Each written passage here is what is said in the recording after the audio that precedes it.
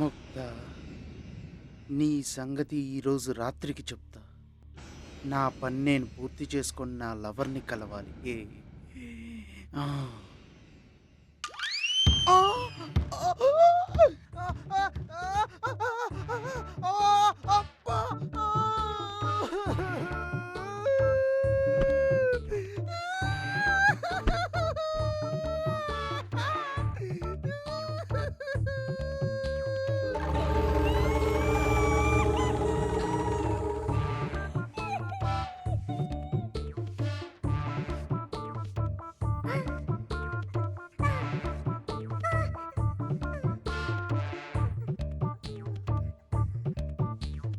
ఇదిగో సత్యమ్మ, నడుము అని చూడవచ్చు కదా. ఊడుతున్నాను కదా.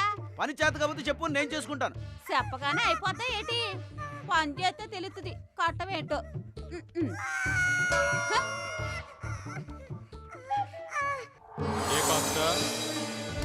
నా మాట పెడ చెవిన పెట్టి ఆవేశంగా వెళ్ళాడు. ఇప్పుడేమైంది చెప్పానా? ఆ రక్తాక్షుడితో తలపడవద్దని. దైవశక్తికి ఎన్నటికీ ఇలాంటి తొందరపాటు వల్ల అవమానం జరగటానికి వీల్లేదు. నీకింకా శక్తులు కావాలంటే ఈ హోమాన్ని నిర్వర్తించు. లేదంటే ఆ రక్తాక్షుడి చేతిలో ఓటమి తప్పదు. ఇదే నా హెచ్చరిక.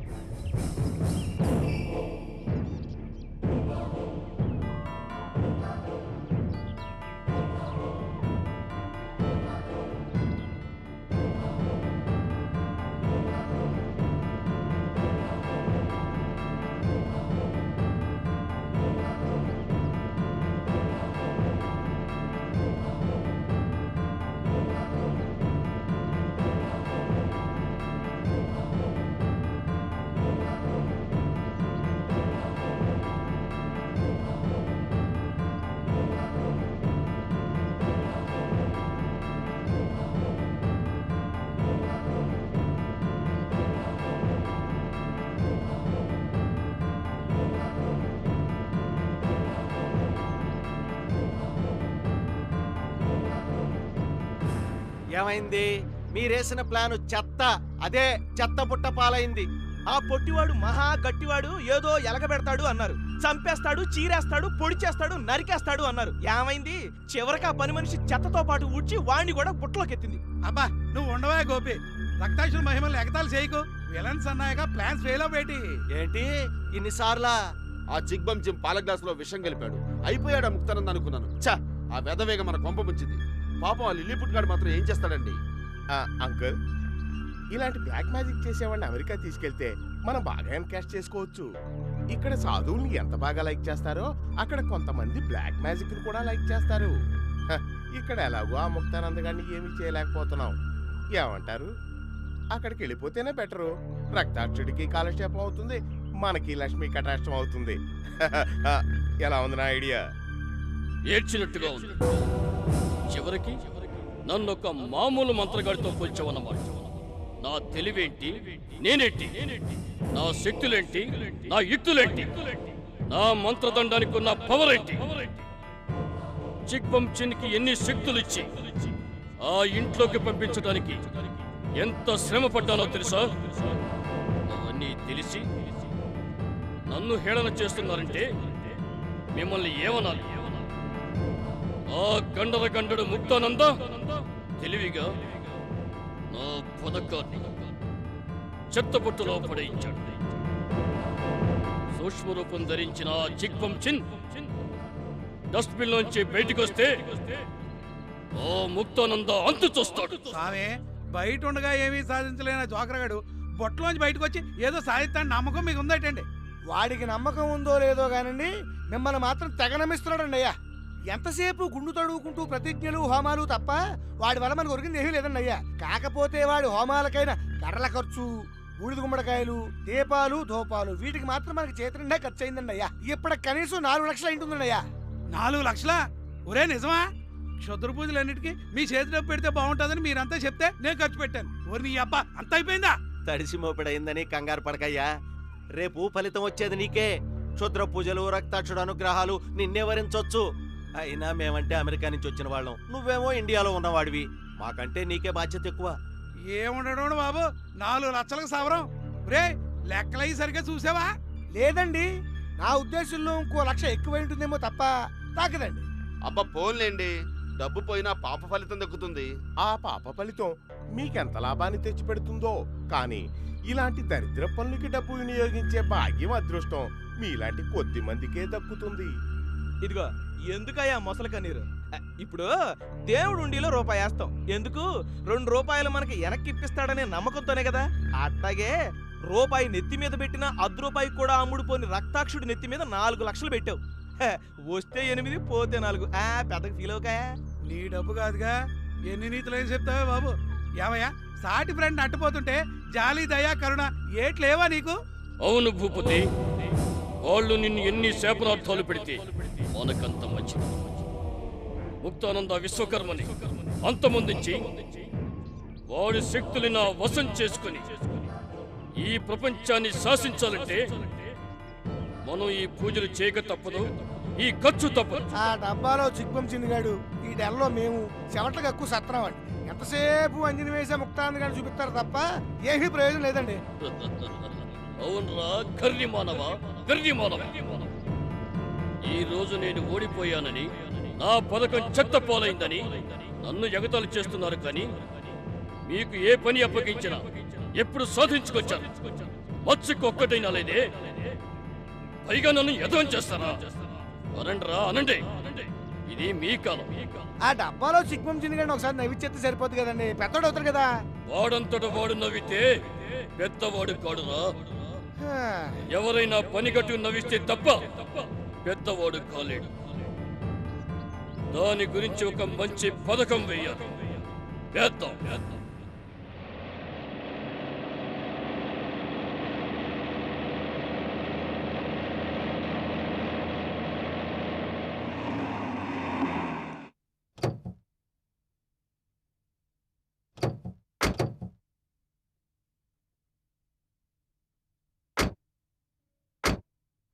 अनाश्रितः कर्मफलं कार्यं कर्म करोति यः स सन्न्यासी च योगी च न निरञ्जनचाक्रियः यं सन्न्यासमितः प्राहुर्योगं तं विद्धि पाण्डव न ह्यसन्न्यस्तसङ्कल्पो योगी भवति कश्चन.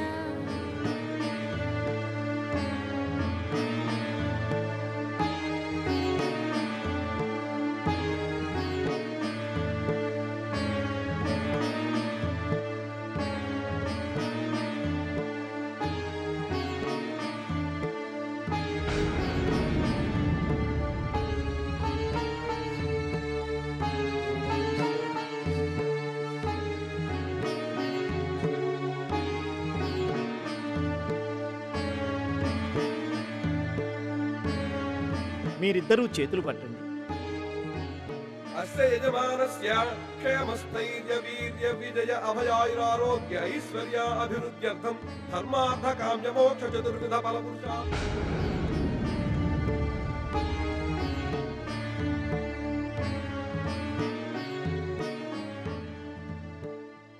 అమ్మా, ముక్తా బాబు, ఎలా ఉన్నావు నాన్న? ముక్తా, ఎన్నాళ్ళైందో నిన్ను చూసి. ఆ శ్లోకానికి అర్థమేంటి నాన్న? దేనిని సన్యాసం అని అంటారో దానినే యోగం అని తెలుసుకో. తనకు కావలసిన వాటిపైన వాంఛలను, ఇహపర సౌఖ్యాలను వదలని వాడు యోగి కాలేడు.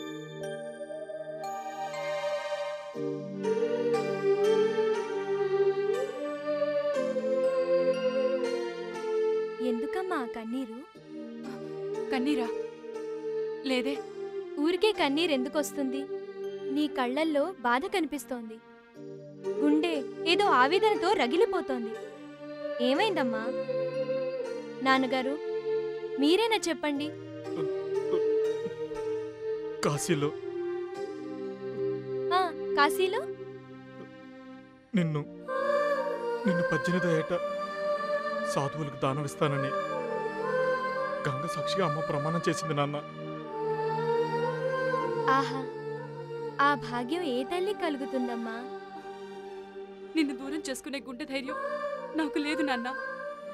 ఆ పుత్రశోకాన్ని తట్టుకునే శక్తి కూడా నాకు లేదు. ఈ లోపలే ఆ భగవంతుడు నన్ను తన సన్నిధికి అమ్మా! మాతృవియోగంతో నా మనసును కలిచివేద్దామనే నీ ప్రయత్నంతో జన్మ సార్థకతను మర్చిపోతున్నా.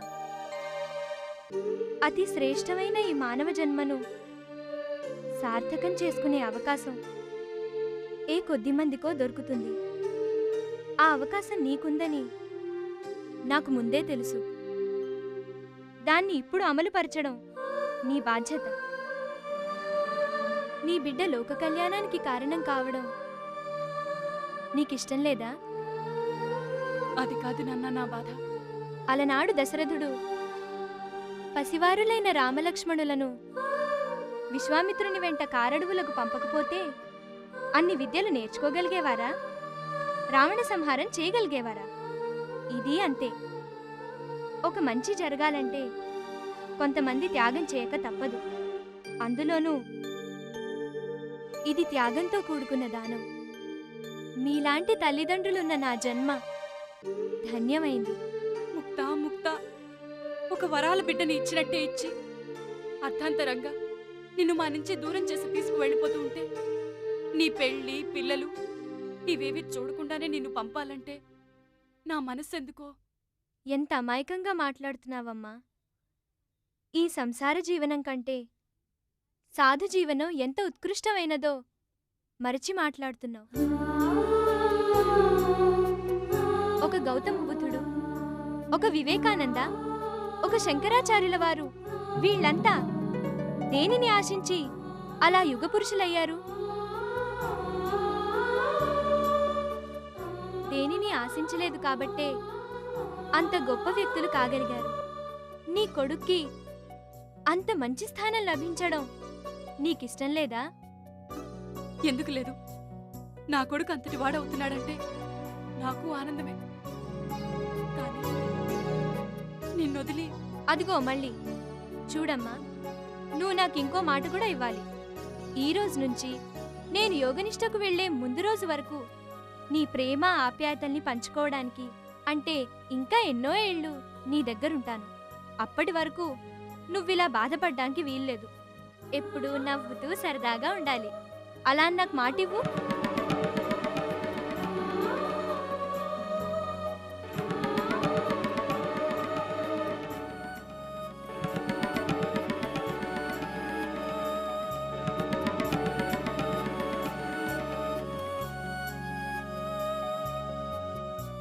ఆలోచించుకోండి.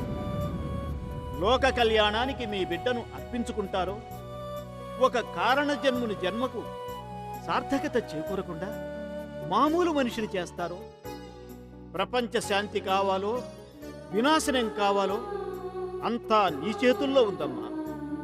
నీ మనస్సాక్షిని నువ్వే ప్రశ్నించు.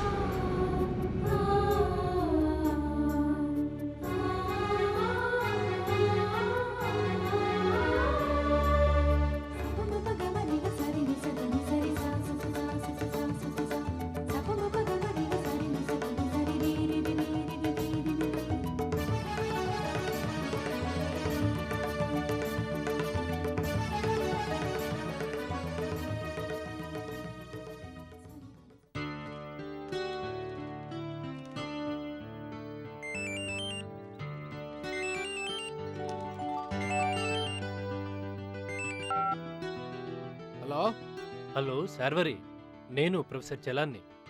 హలో చెప్పండి సార్. మీరు వెంటనే హైదరాబాద్ రావాలి. ఇక్కడి నుండి మనం బయలుదేరి ఢిల్లీ వెళ్దాం. మాలవ్య వెంటనే మనల్ని రమ్మన్నారు. టేప్ డీకోడ్ చేస్తే అందులో ఎన్నో వివరాలు తెలిసాయట. ఐసి విశ్వకర్మ గారి గురించి, వారి జననం గురించి ఏమైనా ఆధారాలు? అదే మరి, ఇన్నాళ్లకు మన చిక్కుముడి వీడినట్టే. ఆయన కూడా చాలా సంతోషంగా ఉన్నారు. ఉన్నపళంగా మన ఇద్దరిని బయలుదేరి రమ్మని ఫోన్ మీద ఫోన్ చేస్తున్నారు. మీరెప్పుడు బయలుదేరుతున్నారు? ఈరోజే బయలుదేరుతాను. మన ఇద్దరం కలిసి ఈవినింగ్ ఫ్లైట్లో ఢిల్లీ చేరుకుందాం. ఓకే సార్, ఉంటాను సార్.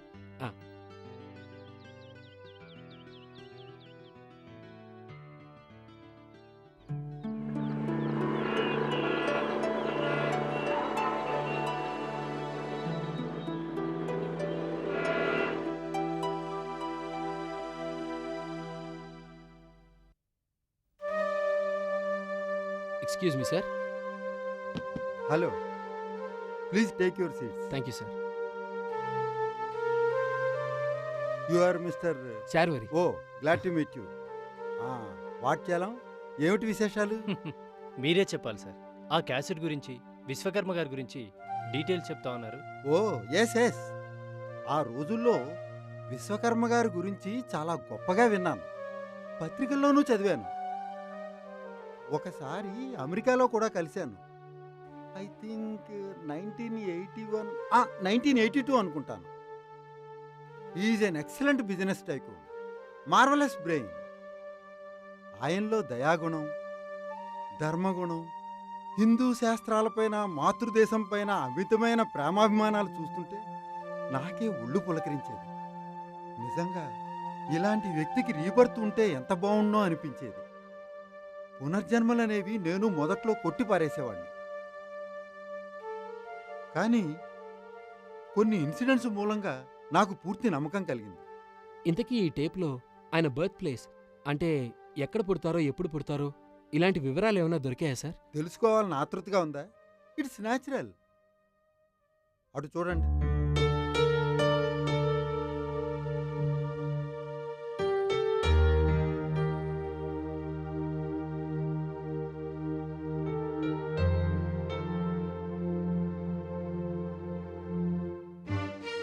ముత్యాలలో సీతామహాలక్ష్మి కడుపున జన్మించ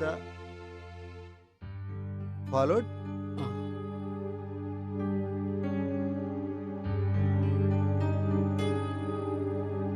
ముత్యాలలో సీతామహాలక్ష్మి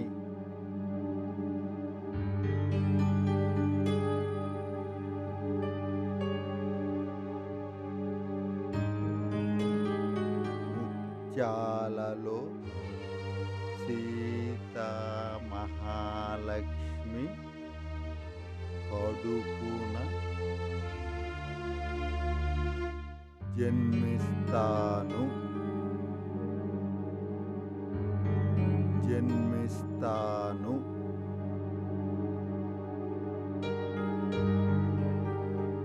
అది మిస్టర్ శార్వరి, అప్పటి టేపుని సరైన లిప్ మూమెంట్స్తో సెట్ చేసి చూస్తే విశ్వకర్మ గారు ముత్యాలలో సీతామహాలక్ష్మి అనే ఆవిడ కడుపున మళ్ళీ జన్మిస్తున్నట్టు తెలుస్తోంది. అంటే Muktananda? Yes, there is no doubt about it. ముక్తానందే విశ్వకర్మ, విశ్వకర్మే ముక్తానంద. ఆ బాలమేధావి గురించి కూడా చాలా పత్రికల్లో చదివాను. ఇంత చిన్న వయసులోనే అన్ని తెలివితేటలు, అన్ని మహిమలు చూసి నివ్వెరపోయాను. అతను ఒక వండర్ చైల్డ్ కావడానికి కారణం అతని పూర్వజన్మ సుకృతమే. శర్వరి, ఇది ప్రపంచంలోనే ఒక మహాద్భుతం. ఒక మనిషి తానెక్కడ పుట్టబోతున్నాడో తెలుసుకుని తన తల్లిని తనే నిర్ధారించుకోవడం, తను పుట్టబోయే ప్లేసు, పరిసరాలు, తన చావును ముందే తెలుసుకోవడం, రీబర్త్ తర్వాత కూడా అతనెవరో తెలుసుకోవడం, ఇవన్నీ మామూలు విషయాలు కావు. అంటే మీరనేది ముక్తానందకి తనే విశ్వకర్మ గారని తెలుసంటారా? డెఫినెట్గా తెలుసు. మరి మాకెవరికి ఎందుకు చెప్పలేదు? చెప్పాలని ఏమీ లేదు. తన జన్మరహస్యం అలా కనిపించిన వాళ్ళందరికీ చెప్పుకుంటూ పోతే ఆ అద్భుతాన్ని విన్న పత్రికలు, ప్రజలు అంతెందుకు మనమైనా ఊరుకుంటామా? రోజుకి 24 గంటలుంటే 25 గంటలు అతని జన్మరహస్యాలు తెలుసుకోవాలని ముచ్చట పడతాం. అతన్ని హింసించైనా సరే తెలుసుకోవాలని ప్రయత్నిస్తాం. అంతేకాదు, దానివల్ల చాలా ప్రమాదాలున్నాయి. విశ్వకర్మ గారిపై బిజినెస్ పరంగానో ఇంకో రకంగానో గిట్టని వాళ్ళు, పట్టని వాళ్ళు అతనిపై కక్ష సాధింపు చర్యలు మొదలెట్టచ్చు. అందుకని అలాంటి అద్భుత విషయాలు ఎంత తక్కువ మందికి తెలిస్తే అంత మంచిది. ఓకే సార్, మా బాస్ మళ్ళీ ముక్తానందగా పుట్టారనే షాకింగ్ న్యూస్ చెప్పినందుకు మీకు చాలా థ్యాంక్స్ అండి. అసలు ఈ మాట వింటుంటేనే నా కాళ్ళు చేతులు ఆడడం లేదు సార్. ఎంతో తొందరగా ఈ విషయం అందరికీ చెప్పాలా అని నా మనసులో ఎంతో. అందరికీ అంటే ఎవరికి? అదే సార్, ఆయన తల్లికి, అమెరికాలో ఉన్న ఆయన కొడుక్కి, కోడలికి, మనవరాలికి, అందరికీ. ఈ విషయం తన తల్లి సీతామహాలక్ష్మికి ఈపాటికే తెలుసుండాలి. ఎందుకంటే విశ్వకర్మ గారి దగ్గర నుంచి తనకు పుట్టిన ముక్తానంద వరకు ఇంచుమించు వివరాలన్నీ ఆమెకు తెలిసే ఉండాలి. మరి నాకెప్పుడు ఆవిడ ఈ విషయం చెప్పలేదే? ఇందాకనే చెప్పాను కదా, దానివల్ల చాలా ఇబ్బందులున్నాయి. అందువల్లే ఆమెకు తెలిసి కూడా తెలియనట్టు ఉండుంటుంది. కరెక్టే సార్, ఆ విషయాన్ని సీక్రెట్గా ఉంచుంటాను. కానీ ముక్తానందలో ఆ చురుకుదనాన్ని గుర్తు చేసుకుంటూ ఉంటే సాక్షాత్తు విశ్వకర్మగారే అనిపిస్తోంది. ఒకసారి నాలో ఒక ఆత్మ ప్రవేశించి ఎన్నో అనర్థాలకి దారితీస్తే నన్ను దాని నుంచి ఆయనే సేవ్ చేశారు. తప్పుదావ పట్టిన ఆయన తండ్రిని తనే కాపాడుకున్నారు. అంటే అంటే చిన్న బాసే పెద్ద బాసు. సార్, ఈ విషయం అమెరికాలో ఉన్న శతానంద్ గారికి చెప్తే ఎంతో ఆనందపడతారు. వెంటనే ఈ విషయం ఆయనకి చెప్పాలి. ఇండియా బయలుదేరి రమ్మనాలి. Yes sir. Thank you sir, thank you very much. It's okay.